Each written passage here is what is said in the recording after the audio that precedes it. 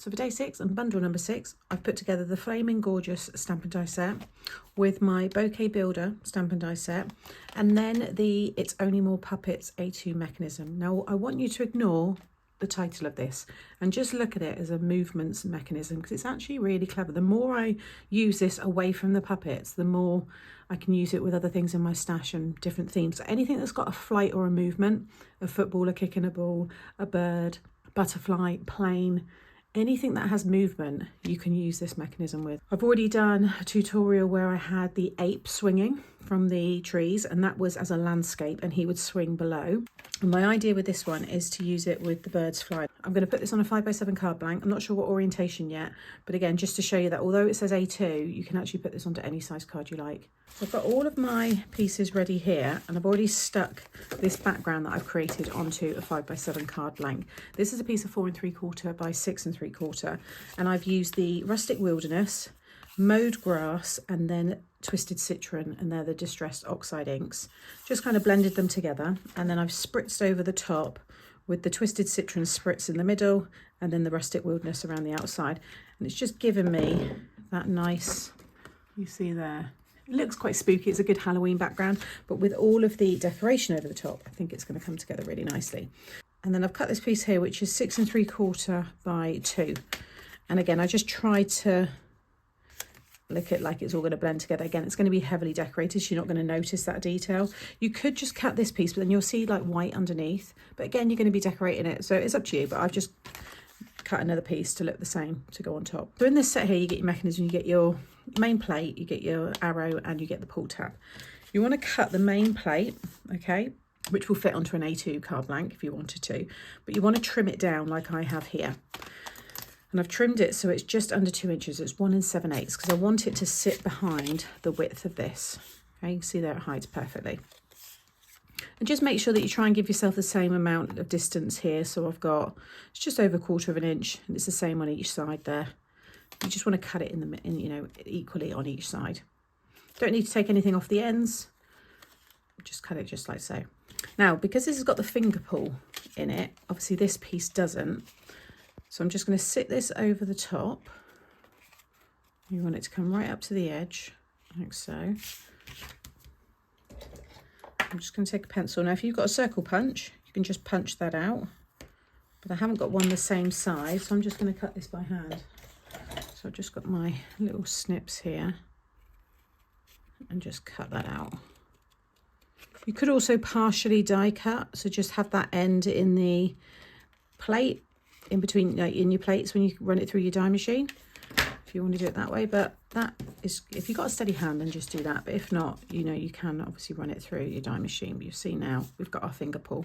So the plan is, I'm not sure whether to have it this way. That's going to be under there. I've cut the mechanism, the pull tab here, I've cut it twice. Stuck it together with some construction glue just so it's nice and hard, and then I pop the arrow there. And I've also used the same greens because you're going to see a portion of this when you're moving it. So that will sit in here. So that's how it's going to be when it goes in the envelope. Now I think, what one do I want to have? See, he's got the flight there, so he could be quite nice moving up and down, and the flamingo would sit quite nicely down here. And then for my sentiment, I could have the tickled pink to Here It's Your Birthday. You got a little token of my appreciation. You are a tweetheart. Stand tall and proud. Proud to be part of your flock.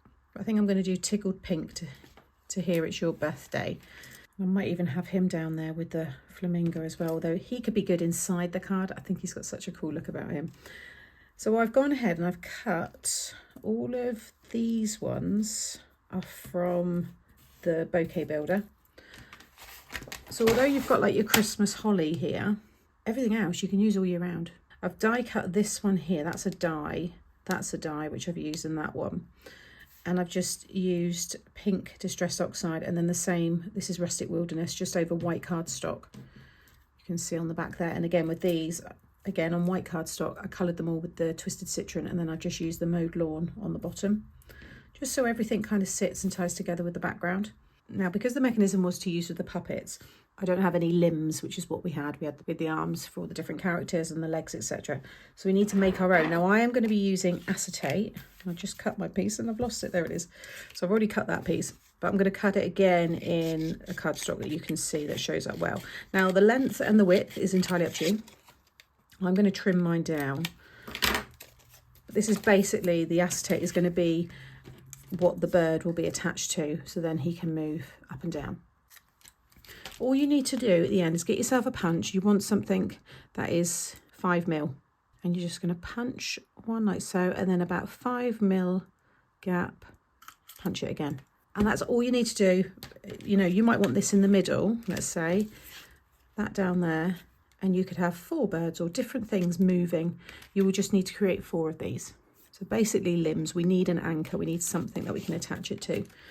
And then you're going to need some brads. So I've always got these at hand.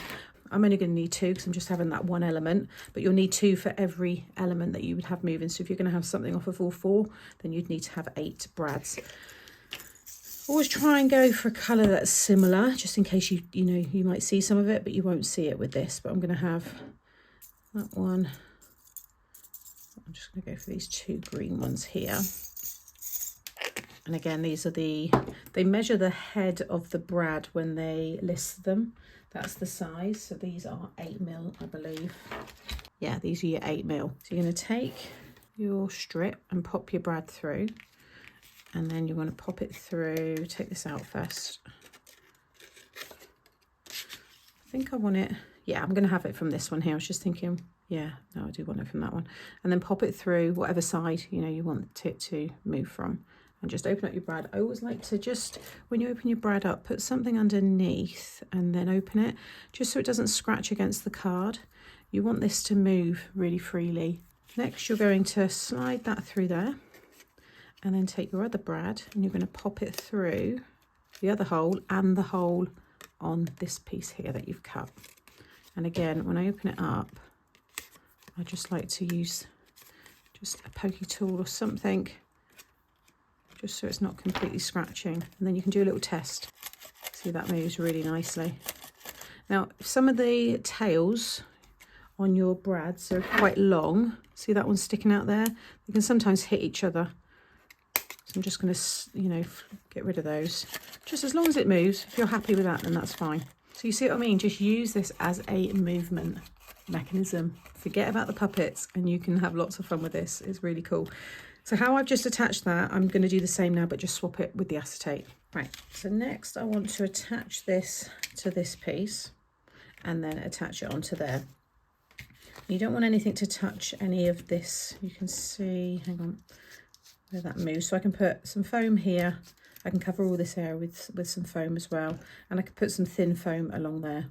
Okay, so you can see where I've added my foam and just check them. See the mechanism, it can move, nothing's touching it. I'm just going to lay that all down and then just line up. It might be easier actually to flip it over because that way you can make sure that you hide it. So I'm just lining up the finger pull. I should have a nice equal amount then on each side. There we go. Again, just give it a check. That's all moving perfectly. And now I'm just going to balance some foam at the end there because obviously this is a bit higher.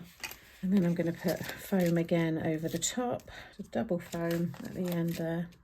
And then you can cover all of this in foam, but again, just don't get anything around that bit, just thin bits around the end there. And then I'm just going to now stick this down here. At this point, I can still change the orientation. I can have it this way. You could even have it this way and do like a sea theme. You could have waves here, and then you could have like dolphin or a shark, whale, any fish sticking out. So you can use this for so many, like I said, different themes. And that's stuck on there. So now I can attach my bird. I think I am going to keep it this way. I think it's quite nice because then he can move up and down. I want to make sure it stays in the envelope. So I can snip off pretty much all of that there. And I'm just going to use a little tape, add a bit of shape into the bird. There we go. And then... and I think his positioning works even if he's up that way. down that way. That works really well, but you can imagine how it would look, like I said, this way, or, you know, if you have got something flying that way. So if you've already got this mechanism and you've missed my other tutorial where I did something similar, then, you know, give this a go, because I think it will look brilliant. So next I'm going to stick that one down. I'm going to add all my decoration. I need to decide where I'm going to have the sentiment. I think I'm going to have the sentiment here because it's quite clear, because the bird does come right up into that space and I don't want him covering the sentiment.